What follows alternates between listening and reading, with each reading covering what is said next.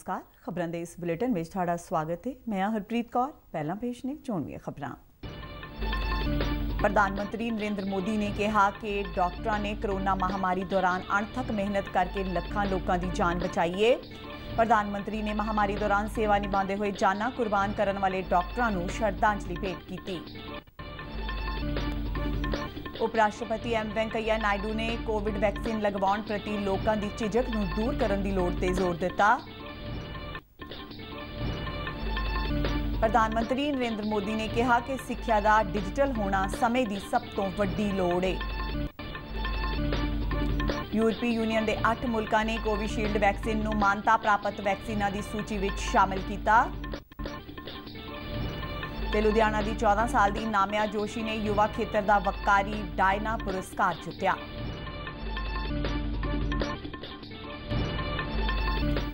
हुण खबरां विस्तार नाल। प्रधानमंत्री नरेंद्र मोदी ने अज डॉक्टर दिवस से डॉक्टरों को बधाई दी है। डॉक्टर दिवस भारत के उगे डॉक्टर BC राय की याद विच 1 जुलाई को मनाया जाता है। भारतीय मैडिकल एसोसीएशन IMA वालों डॉक्टर दिवस से आयोजित एक प्रोग्राम को वर्चुअल माध्यम राਹੀਂ संबोधन करदਿਆਂ प्रधानमंत्री ने कहा कि डॉक्टरों को भगवान का दूजा रूप कहा जाता है। उन्होंने कहा कि किन्ने ही लोग अजिहे होणगे जिन्हां दा जीवन संकट विच पिया होवेगा, किसी बीमारी जां हादसे का शिकार होया होवेगा, जां फिर कई बार अजिहा लगन लगता है कि असीं किसी अपने नूं खो बैठांगे। अजिहे समय डॉक्टर ही भगवान बन के सामने आउंदा है। नरेंद्र मोदी ने कहा कि अज जदों देश कोरोना विरुद्ध वड्डी जंग लड़ रहा है तो डॉक्टरों ने दिन रात मेहनत करके लाखों लोगों को बचाया है। डॉक्टर BC रॉय जी की स्मृति में मनाया जाने वाला ये दिन हमारे डॉक्टर्स के, हमारी मेडिकल फ्रेटर्निटी के उच्चतम आदर्शों का प्रतीक है। खास तौर पर पिछले 1.5 साल में हमारे डॉक्टर्स ने जिस तरह देशवासियों की सेवा की है वो अपने आप में एक मिसाल है। डॉक्टर्स को ईश्वर का दूसरा रूप कहा जाता है और वैसे ही नहीं कहा जाता। कितने ही लोग ऐसे होंगे जिनका जीवन किसी संकट में पड़ा होगा, किसी बीमारी या दुर्घटना का शिकार हुआ होगा, या फिर कई बार हमें ऐसा लगने लगता है कि क्या हम किसी हमारे अपने को खो देंगे। प्रधानमंत्री ने कहा कि यह काम करदियां कई डॉक्टरों ने अपने जीवन की भी कुर्बानी दी। अज के दिन उन्होंने डॉक्टरों को श्रद्धांजलि भेंट करते हैं तो उन्होंने परिवारों के प्रति हमदर्दी जाहिर करते हैं।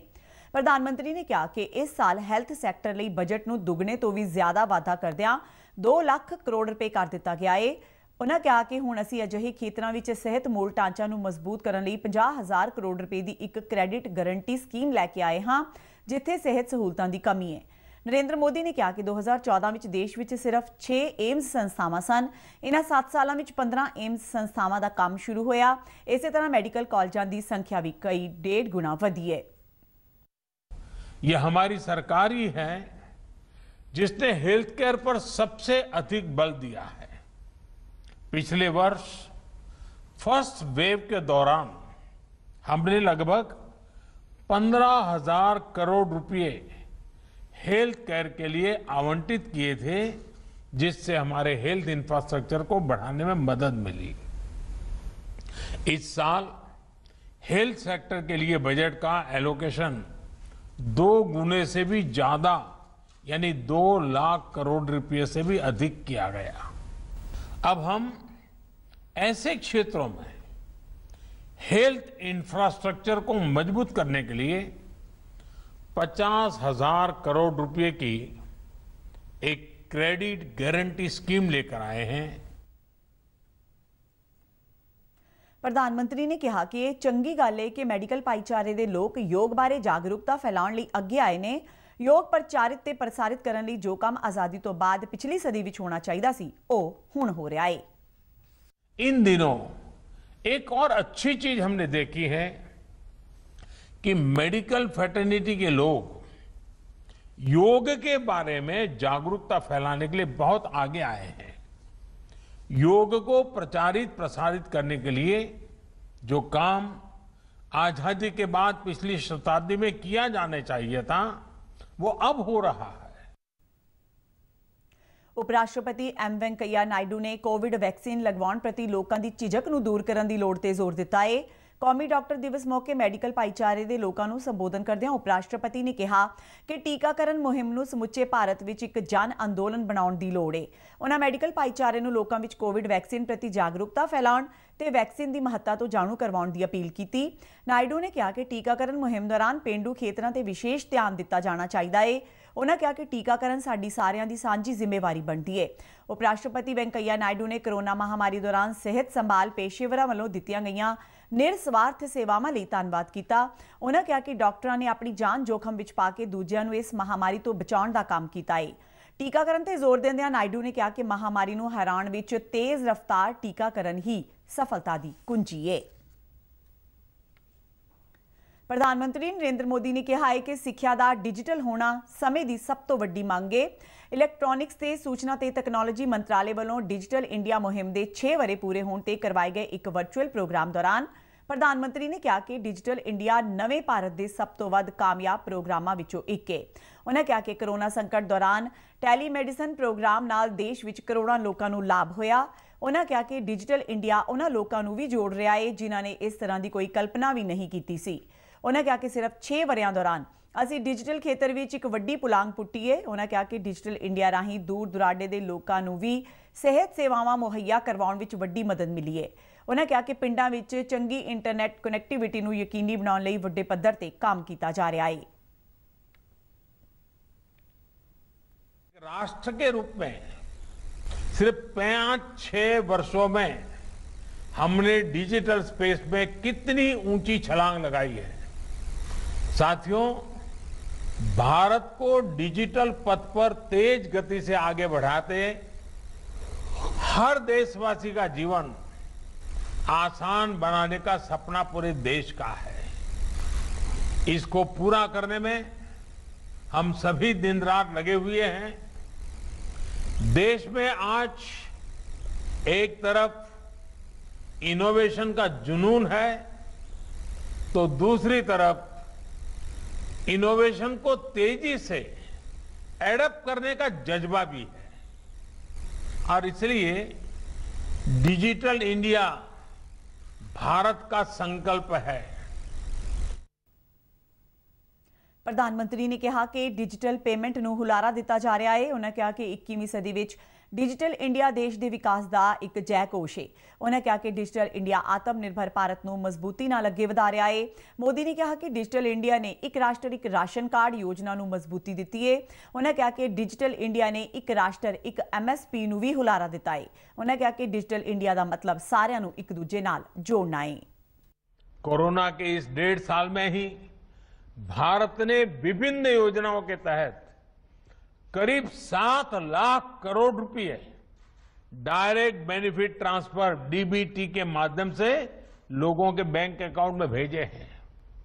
भारत में आज सिर्फ UPI, भीम UPI से ही हर महीने करीब 5 लाख करोड़ रुपए का लेन देन होता है। साथियों, किसानों के जीवन में भी डिजिटल लेन देन से अभूतपूर्व परिवर्तन आया है। इस दौरान डिजिटल इंडिया के लाभपात्रियों नाल गलबात करके प्रधानमंत्री ने वक्-वक् डिजिटल प्लेटफॉर्मां बारे उन्हां दे विचार भी सुने।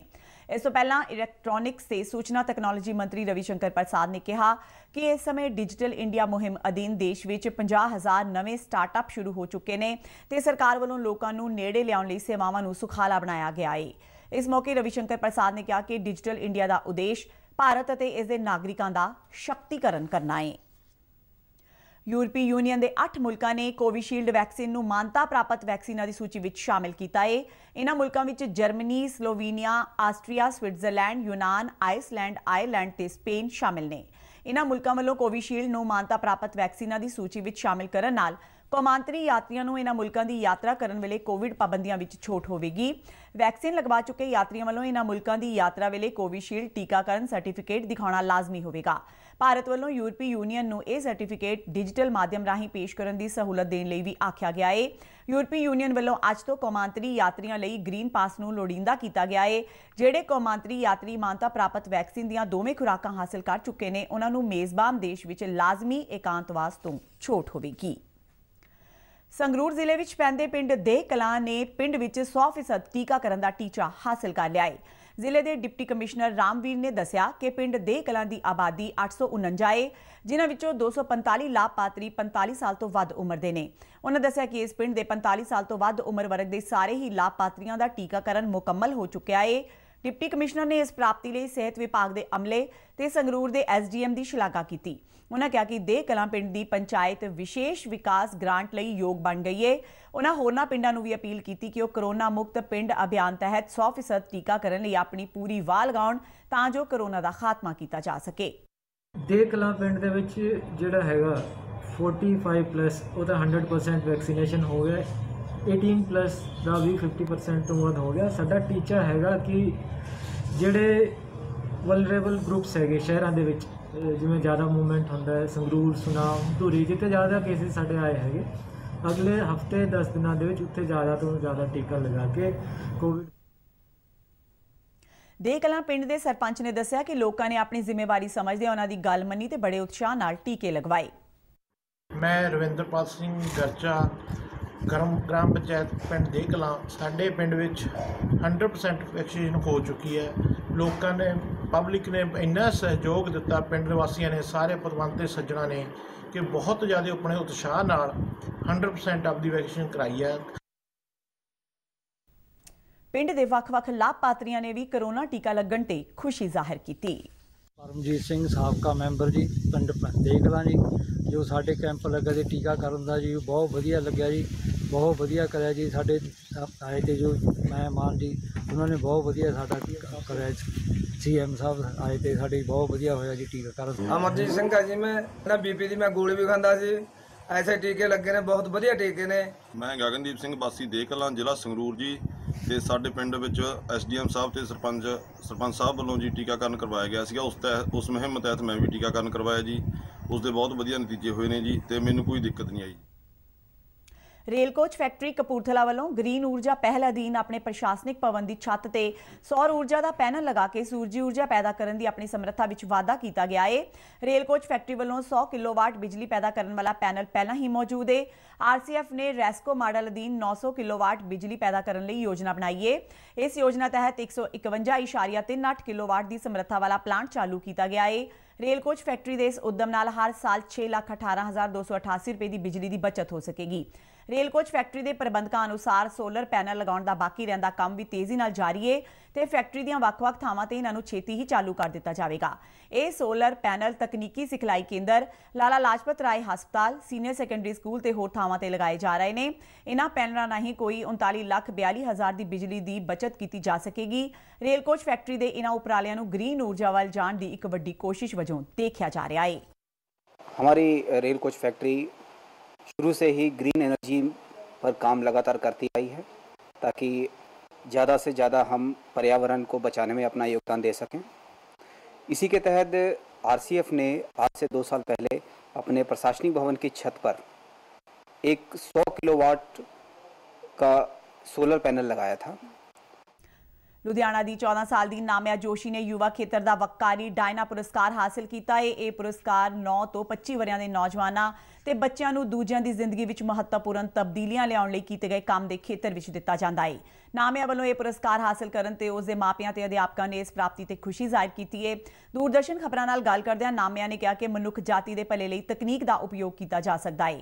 ਨਾਮਿਆ ਵੱਲੋਂ ਗੇਮ ਆਧਾਰਿਤ ਲਰਨਿੰਗ ਵਿੱਚ 1000 ਤੋਂ ਵੱਧ ਅਧਿਆਪਕਾਂ ਤੇ ਵਿਦਿਆਰਥੀਆਂ ਨੂੰ ਸਿਖਲਾਈ ਦਿੱਤੀ ਗਈ ਹੈ। ਨਾਮਿਆ ਜੋਸ਼ੀ ਨੇ ਇਸ ਵੇਲੇ ਪ੍ਰਧਾਨ ਮੰਤਰੀ ਕੌਮੀ ਬਾਲ ਪੁਰਸਕਾਰ भी जीत्या सी। नाम नामी जोशी है और मैं क्लास 9 में पढ़ती हूँ सत पॉल मित्तल स्कूल लुधियाना पंजाब में। मेरे को अभी रिसेंटली डायना अवार्ड 2021 मिला है और उसके लिए मैंने एक गेम है जिसका नाम है माइनक्राफ्ट।